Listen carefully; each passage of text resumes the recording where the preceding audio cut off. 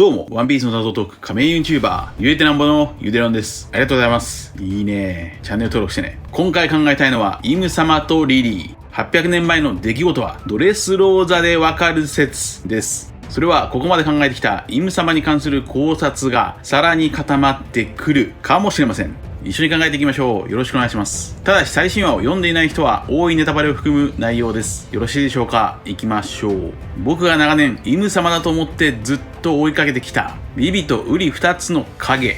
ビビとイム様はウリ2つだと考え、イム様の本名はネフェルタリだと考えてきましたが、イム様の本名はネロナ・イムセイ。ビビとウリ2つのキャラクターはイム様ではなく、800年前のアラバスタの元女王リリーでした。しかしそれでもイム様とネフェルタリのつながりを捨てきれず、ネロナ家とはアラバスタの元王家だと考えました。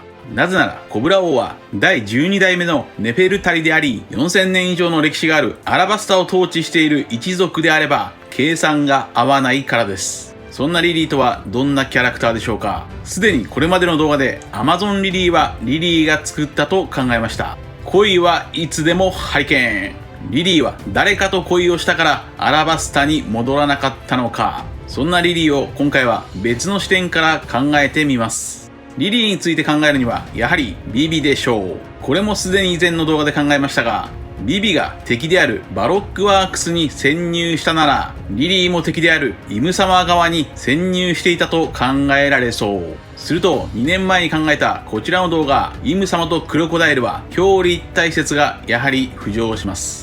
そして目的達成のために敵側に潜入するというプロットは、ビビの他にアーロン一味に潜入していたナミもいますが、もう一人ドンキホーテ海賊団に潜入していたビオラがいます。このビオラはビビと同一イメージのキャラクターです。二人の王女のつながりはすでに過去に考えていますが、もう一度おさらいしておくと、ビビのめまいダンス、ビオラのギロギロのミ、イム様のぐるぐるの目、この辺りが繋がっていそうです。そしてビビはアラバスタの最後でマイクを使って国民に演説していましたが、ビオラもドレスローザの最後でマイクを使って国民に演説していました。またビオラビビというスミレ科の花もあります。そんなビオラで重要なのはドフラミンゴとの隠された恋です。83巻 SBS ではこのように語られていました。788は私の戦いの中でビオラとドフラミンゴはどうしてお互いをドフィー、バイオレットと呼び合ったのでしょうか？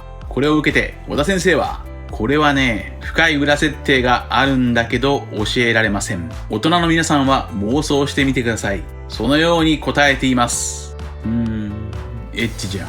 つまりビオラは敵であるドフラミンゴに惚れてしまった。禁断の恋。恋はいつでもハリケーン。するとつまりビオラは何でも見通せるギロギロの実ですから、ドフラミンゴってそこまで極悪非道でもない。そんなドフラミンゴの裏の性格はともかく、ドレスローザの王女であるビオラは敵である元天竜人ドフラミンゴに恋をした。この話がイム様とリリーの話につながりそう。するとイム様とはやはり男なのか。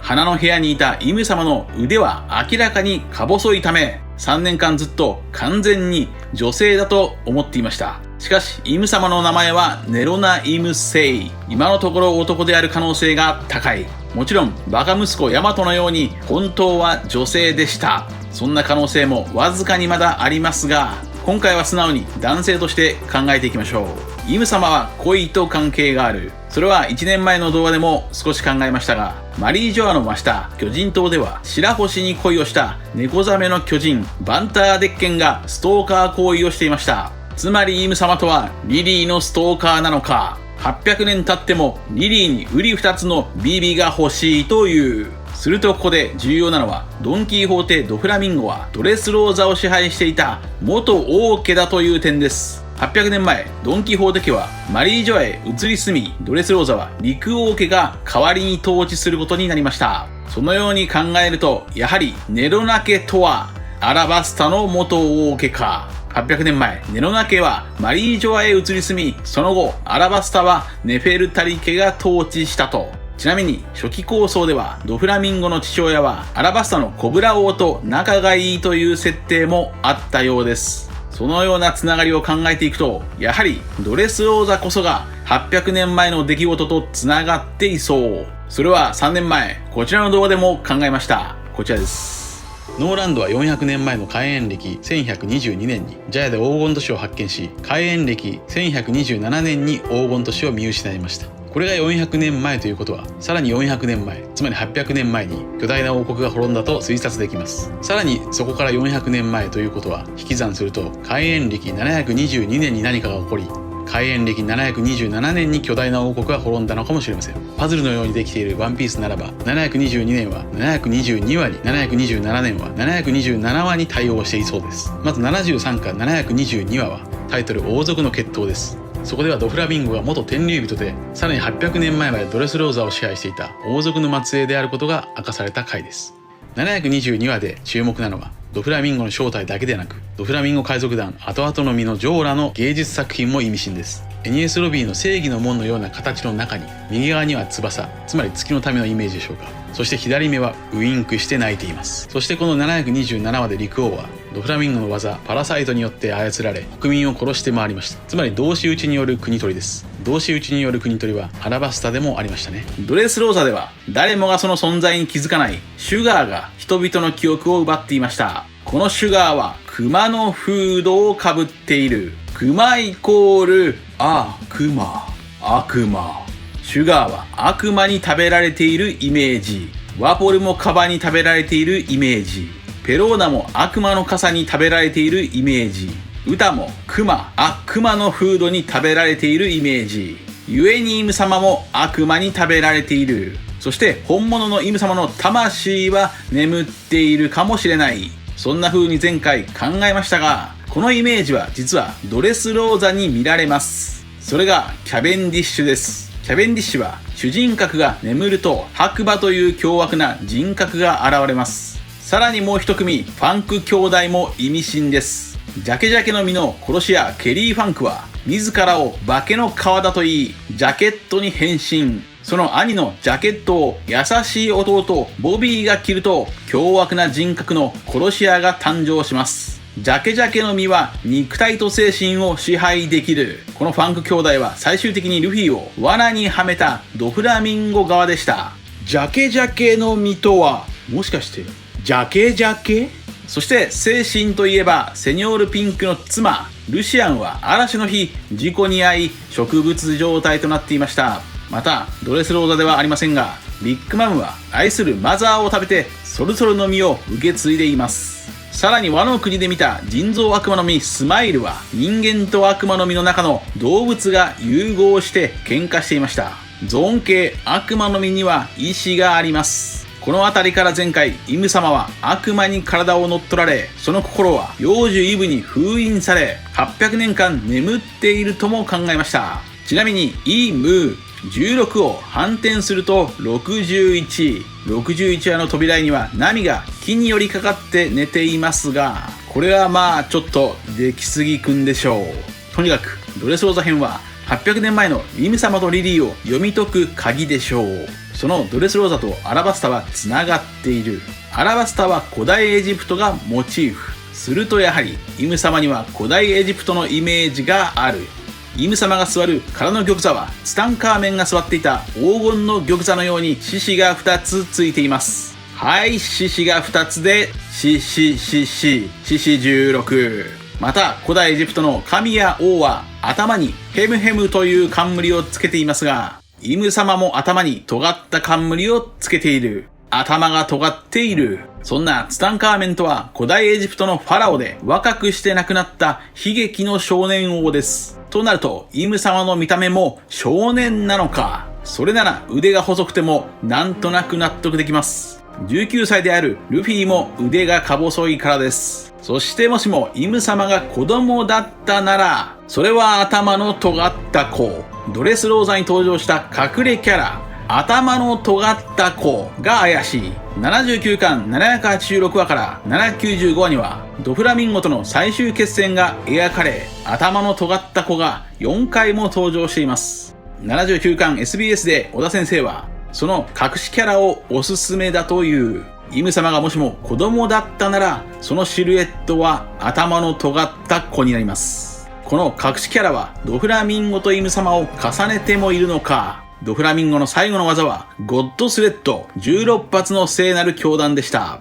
話をツタンカーメンに戻しましょう。ツタンカーメンは19歳で亡くなっていますが、その死因は不明です。ツタンカーメンの遺体には損傷はないそうです。しかし、心臓だけがないと言います。古代エジプトで心臓は最も重要です。心臓は死後へ楽園へ行くために必要な臓器だからです。これらを踏まえてイム様のモチーフがもしもツタンカーメンなら、心臓は悪魔蛇に食べられた。古代エジプトには様々な蛇神が登場します。例えば、こちらの動画でもすでに考えましたが、古代エジプトで最も邪悪な神といえばアペプー。アペプは世界が誕生する前、原始の水の中から生まれた蛇、元太陽の神です。そんなアペプは夜の神だとも言う。これと似たような蛇神、ウワジャとも言います。さらにボードゲームにもなっている蛇神、メヘンもいます。蛇は全世界の神話に登場するシンボルで、蛇神には善悪両方の神がいます。ブッダもトグロを巻いた蛇に乗っていたという。とにかく、イム様の正体は古代エジプトがモチーフのアラバスタの元王家、そして悪魔の実の中の悪魔蛇に食われており、本物のイム様の魂は眠らされている。そのように考えてきました。ここで90巻の表紙のデザインを考えてみましょう。90巻の表紙のデザイン。これはもしかすると、運命の輪。タロットカード、10番目のカード、運命の輪がモチーフなのか。3年前、麦わらの一味のモチーフはタロットカードだと考えました。こんな感じです。ワンピースではトランプをモチーフとしたキャラクターがたくさんいますが、そのトランプの源流がタロットカードだからです。すると、10番目のカード、運命の輪は、ラスボス、イム様を表すのか、それとも10人目の仲間が、もしもビビなら、ビビを表すのか、空の玉座の位置には、古代エジプトを表す、スフィンクスがいます。それは、コブラ王とイム様の重なりを示す。運命の輪のカードの意味は、運命 VS 自由意志。イム様は動かない運命。ルフィは自由意志。その車輪は善悪がぐるぐる回るという。確かに90巻の表紙の時点で敵対していたルッチとアポルは現在味方となっている。運命の輪は英語でホイール・オブ・フォーチュン。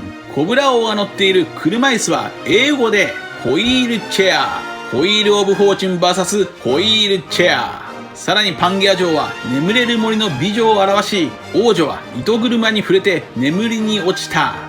糸車は英語でスピニングホイール。ホイール。そしてドフラミンゴは糸糸の実。ぐるぐると回る運命の輪とはトグロー。イム様がもしもヘビならイム様イコールトグロー。トグロを巻くとはじっとその場所から動かないこと。すると D とは夜明けの旗とは海賊機ドクロか。トグロ VS ドクロ。トグロは回転ぐるぐる巻き。ドクロは海賊機×印。ぐるぐる巻きと×印。この2つのシンボルは小田先生のサインでも確認できる。すると、トグロ、ドクロ、1096話。1096話の反転話数は691話、死の国の王。やはり1096話がトグロとドクロ回か。いや、トグロといえば悪魔の実もトグロです。悪魔の実はぐるぐる模様。となると1096話とはトグロとドクロと悪魔の実の話か。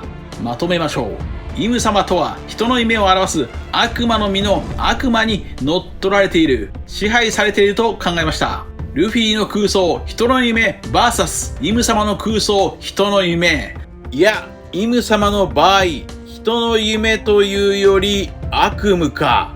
アラバスタの戦いが終わった時、ビビは悪夢は全て終わりましたからと言い、モリアとの戦いでルフィは悪夢を見たきゃ勝手に見てろ、そのようにも言っていました。そしてこちらの動画ではルフィがニカの姿になる前、1043話で太陽の神ニカとはナイトメア悪夢ルフィと繋がっているとも考えました。そう、この時のルフィも人格を乗っ取られていた。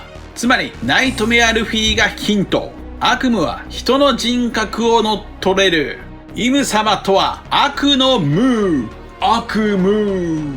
その姿がヘビ。もしもそうであれば、ルフィは黒ひげがいないと勝てない。黒ひげの能力、闇闇の実は悪魔の実の能力を無効化できる。悪魔の実とは人の願い、人の夢です。それを黒ひげはバクンと食べます。闇闇の実とは闇闇。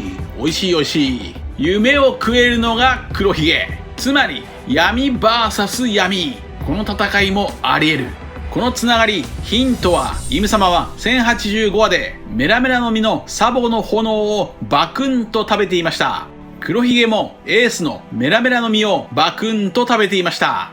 ちなみに黒ひげが滅ぼしたドラム王国の元国王はワポールです。ワポールもバクンと壁を食べていました。その黒ひげが怖くて逃げたワポールはウロボロスみたいでした。このシナリオは3年前このように考えました。こちらです。25巻の表紙の2人の間にはイムならぬ仏の戦国が連れている子ヤギが髪を食っています。ポイントは草ではなく髪を食っているところです。つまり神を食っているわけです。この世界の創造主神に神の天敵であるルフィと黒ひげの D はいつの日か共に手を組んで戦いを挑むのかもしれません。そして最近もルフィ白と黒ひげ黒の融合を考えてみました。リトルガーデンで100年間決闘していたドリーとブロギーが和解して島食いを倒したように、ルフィの D と黒ひげの D は共闘しないと真の闇には勝てない。いや、さらに別のパターンも考えられる。イム様は人の夢を表す悪魔蛇に食べられた。さらにその人の夢を表す悪魔蛇のイム様を黒ひげが食べる。は？黒ひげの闇闇の実がイム様を飲み込む可能性もある。なぜなら、はっちゃんの海底散歩では人魚のケイミーはウミイノシシに食べられていて、そのウミイノシシは海洋類に食べられそうになっていました。この二重に食べるという伏線を使うなら、黒ひげがイム様を食べてラスボスになる可能性も若干ある。はい。だんだん茹で上がってきたので、この辺にしておきましょう。ちなみに、476話のタイトルがナイトメアルフィ。476話で双子のローラは4444回目のプロポーズに失敗。はい。4が4つで獅子16。獅子、金獅子の式。式の技名はすべて巻き寿司、トグロ。式は海水を操っていた海でイム。式は足を切ったヘビ。式は天候を操るためにナミを誘拐した。天候は神の営み。そんな式を倒すためにルフィが連携したのはライチョウビリー、サンダーバード。ライチョウビリーの初期構想はクジャク。クジャクはヘビを食う。そして獅子とはスフィンクス。さらに式の頭にはダリンが刺さっている。ホイール。運命の輪。夢か定めか。以上です。皆さんはどう思われましたか？ご意見やご達成ほしいなどがあればコメント欄までよろしくお願いします。ありがとうございました。